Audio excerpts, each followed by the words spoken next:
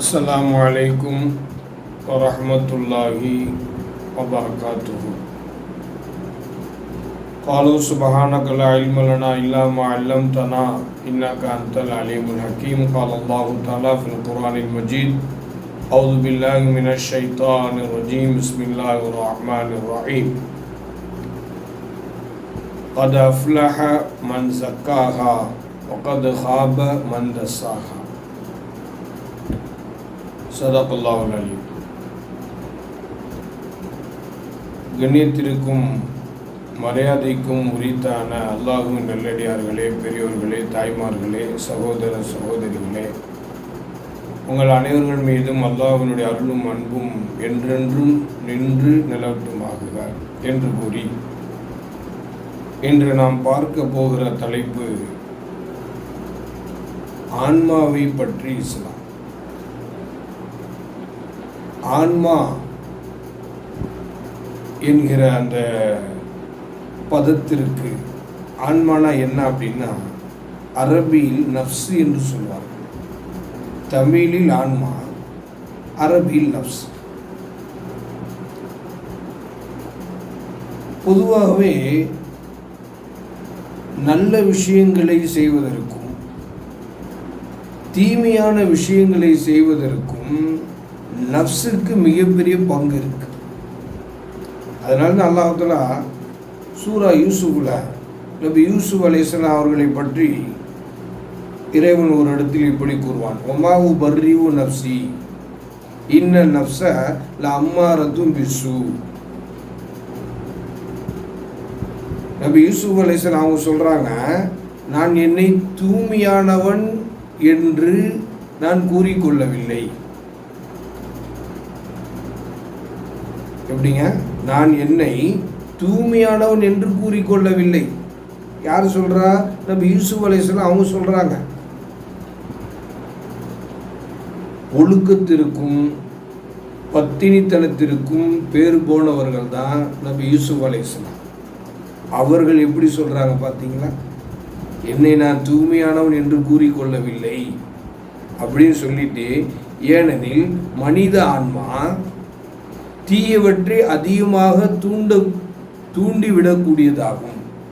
நம்முடைய மனுஷனுடைய அந்த ஆன்மா இருக்கு இல்லையா, நஃப்ஸு, அது அதிகமாக எந்த விஷயத்தை அதிகமாக ஏவும் அப்படின்னு சொன்னால் தீமையான விஷயத்துக்கு அதிகமாக ஏவும்.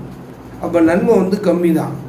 முழுக்க முழுக்க தீமையான விஷயங்கள், பாவமான செயல்கள் தான் அது அதிகமாக ஏவும் அப்படிங்கிறது தான் மேற்கான வசனம் இதை நமக்கு எடுத்துரைக்கும். அப்போ நஃப்ஸு அப்படிங்கிறது அது தீமையை தான் ஏவும். அந்த நஃப்ஸுடைய விஷயத்தில் யார் அந்த நஃப்ஸை தூய்மைப்படுத்தி கொண்டார்களோ, அதை பற்றி அல்லாஹ் தஆலா சூரத்து ஷம்ஸில் சொல்கிறான்: கத் அஃப்லஹ மன் ஸக்காஹா வகத் ஹாப மன் தஸ்ஸாஹா. திட்டமாக எவர் அந்த நஃப்ஸை தூய்மைப்படுத்தி கொண்டாரோ அவர் வெற்றி அடைந்துட்டார். யார் அந்த நஃப்ஸை பாழாக்கி விட்டாரோ, மாசுபடுத்தி விட்டாரோ, அவர் என்ன செஞ்சிட்டாரு? நஷ்டம் அடைந்து விட்டார் என்பதாக அல்லாஹ் தஆலா கூறுகிறோம்.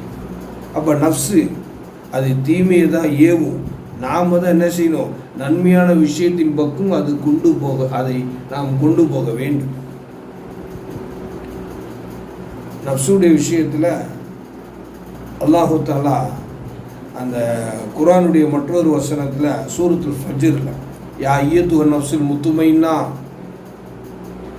ஓ அமைதி அடைந்த ஆன்மாவே, அப்படியே சொல்கிறான்.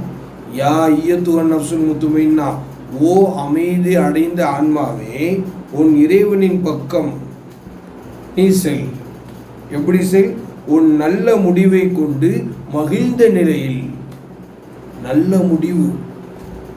முடிவு இருந்தால் தான் நம்ம அமைதி அடைந்த நிலையில், நிம்மதியான நிலையில் நம்முடைய இறைவன் பக்கம் நாம் செல்வோம். அது மட்டுமா?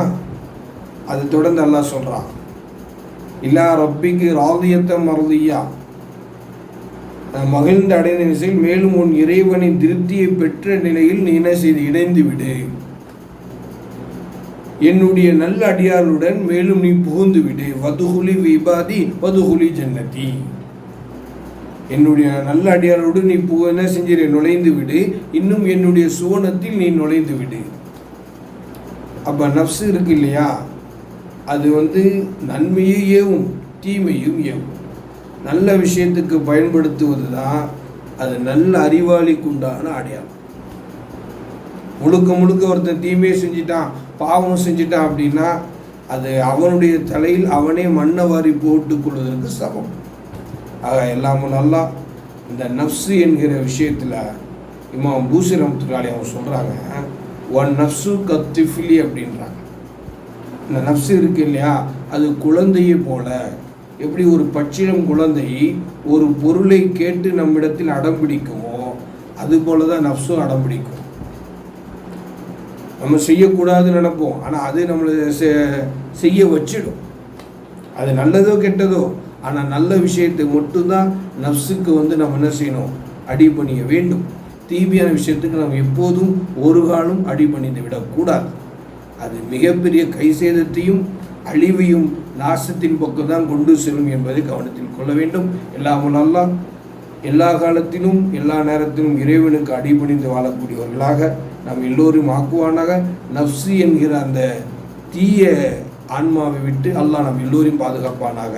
வாஹிர தஅவானா அனில் ஹம்துலில்லாஹி ரப்பில் ஆலமீன். அஸ்ஸலாமு அலைக்கும்.